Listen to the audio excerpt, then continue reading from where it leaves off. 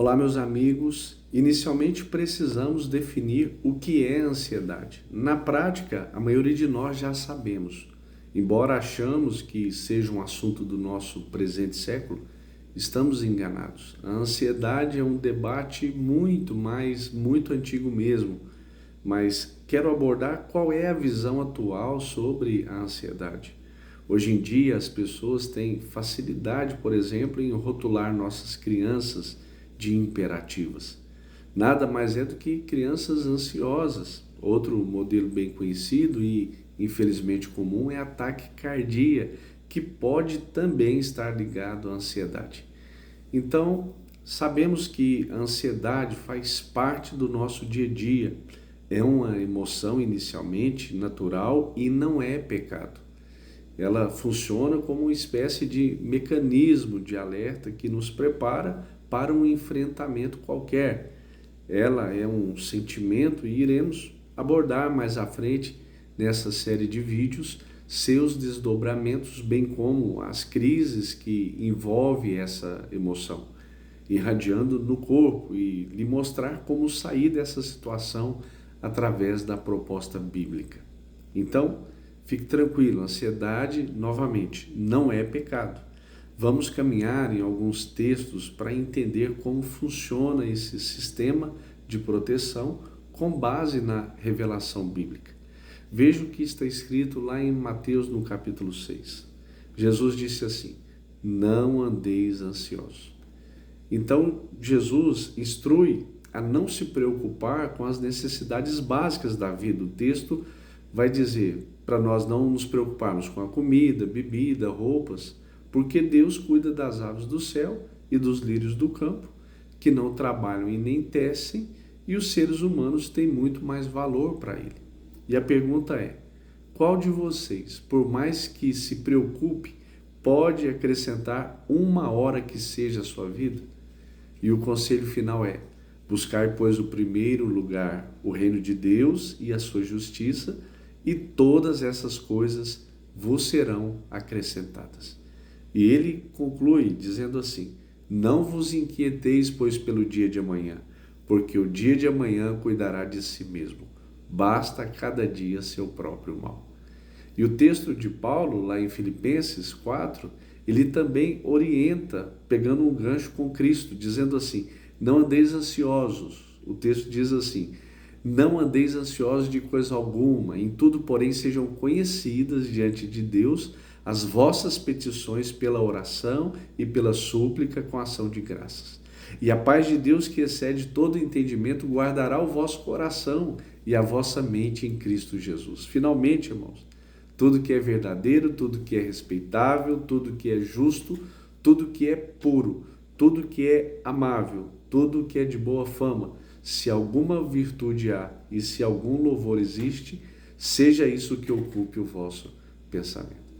Aqui no versículo 6, diz assim: não andeis ansiosos por coisa alguma. O que isso significa? É estar dividido internamente, com dúvida, inquieto, sobrecarregado, com muitas preocupações na cabeça.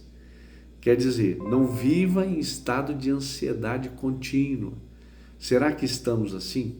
Vivemos na era da velocidade e o que parece é que nos foi imposto isso. Mas existe um antídoto para esse comportamento ansioso. Primeiro, Paulo fala que devemos levar ao conhecimento de Deus todas as nossas dificuldades. Eu gosto de anotar tudo e apresentar a Deus uma a uma das minhas necessidades. E note que a oração é falar com Deus, é ter um diálogo, um relacionamento. Segundo a palavra súplica, faz referência a um pedido fervoroso, demonstrando dependência de Deus. Em terceiro, a ação de graças é nada menos que ofertar a Deus pelo que Ele já realizou em nossas vidas. Ana é um exemplo claro desse momento. Ela subia ao templo para orar todos os anos e com lágrimas ela clamava por um filho. E no relato bíblico, em uma das suas orações e choro, ela oferece seu filho que não tinha a Deus caso ela recebesse essa bênção. E foi o que aconteceu. Deus ouviu a oração de Ana, que que suplicou e ofertou a Deus. O texto de Pedro, em sua primeira carta, ele vai dizer assim: humilhai-vos, portanto, sob a poderosa mão de Deus, para que ele, em tempo oportuno, vos exalte, lançando sobre ele toda a vossa ansiedade, porque ele tem cuidado de vós. Pedro está dizendo para colocar-se à posição de humilhação, ou seja, tudo certo, me humilhem, Deus é soberano, Ele está me vendo. A mão poderosa de Deus significa que Ele está no controle da minha vida, mesmo em situações difíceis. O tempo oportuno de Deus normalmente não é o nosso tempo. Existe uma preparação da terra para receber a semente, do cultivo, da germinação, até chegar ao seu fruto. O tempo oportuno da exaltação, da restauração, vai chegar.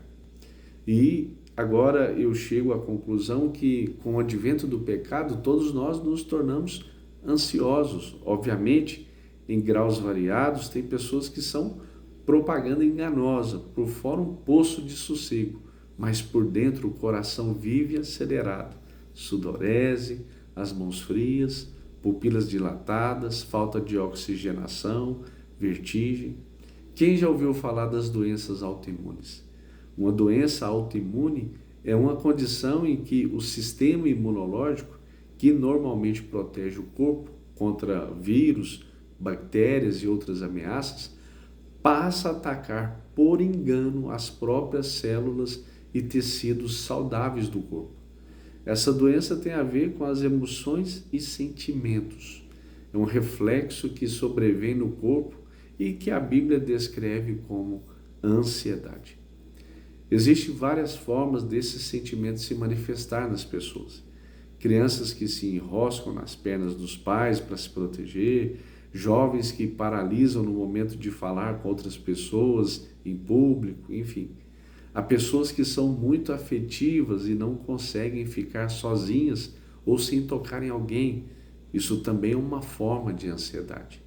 Hoje em dia, a forma de ansiedade clássica e que as pessoas mais mencionam e que possivelmente tem alguém próximo que já passou por essa situação é a chamada crise de pânico.